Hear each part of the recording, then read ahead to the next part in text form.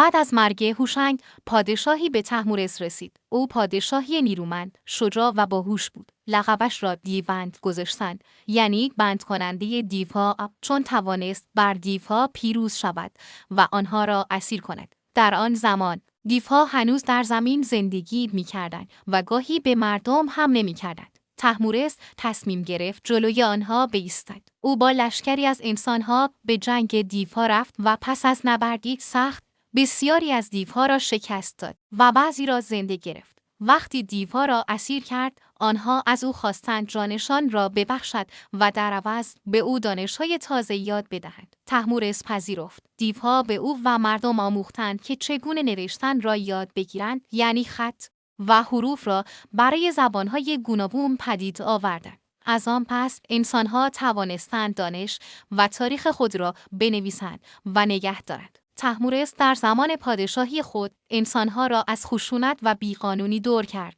و زندگی آرامتری برایشان ساخت. او سالهای زیادی حکومت کرد و وقتی از دنیا رفت، تاج و تخت به جمشید رسید، پادشاهی بزرگ که دورانش یکی از با شکوه ترین دوره‌های شاهنامه